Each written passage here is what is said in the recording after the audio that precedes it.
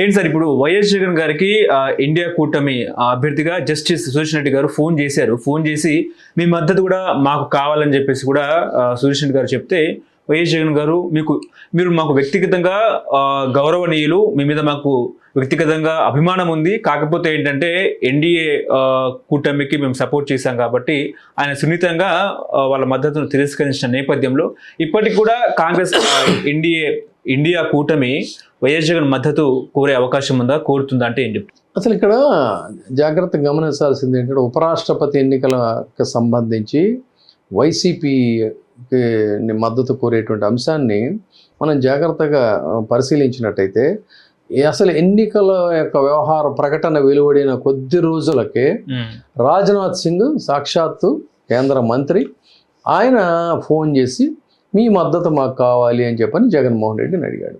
జగన్మోహన్ రెడ్డి గారు ఓకే అని చెప్పి ఆయన సూటిగా సమాధానం చెప్పాడా? చెప్పలా. నేను పార్టీ వాళ్ళతో చర్చించి నిర్ణయం తీసుకుంటానని చెప్పి ఆయన అన్నాడు. సో అంతవరకు కరెక్ట్గానే వ్యవహరించాడు. ఆ క్రమంలోనే రాజ్నాథ్ సింగ్ కాల్ చేశాడనగానే మనకి చూడండి, ఇప్పుడు కురుక్షేత్ర యుద్ధం తీసుకుందాం.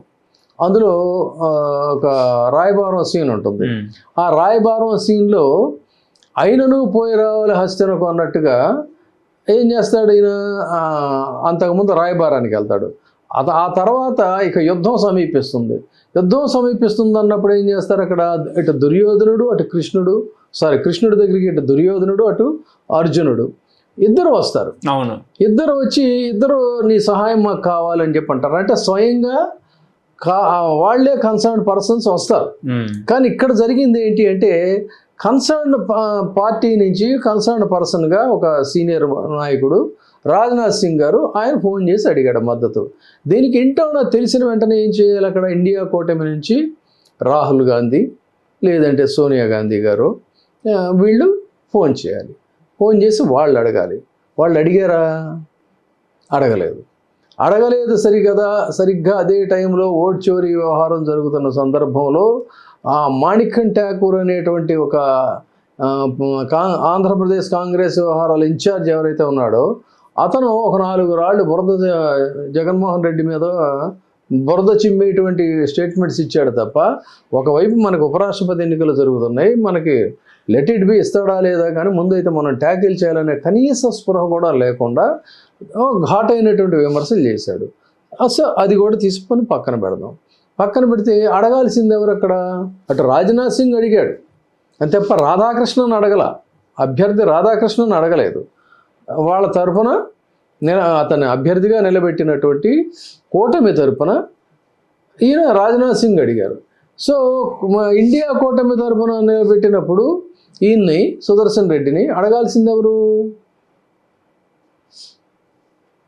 ఇండియా కూటమి అడగాలి. Either Rahul Gandhi or Sonia Gandhi or anyone from India కూటమి. వాళ్ళు అడిగారా? వాళ్ళు అడగకుండా డైరెక్ట్ అభ్యర్థి అడిగాడు. అది ఇక్కడ తేడా గమనించాల్సిందే.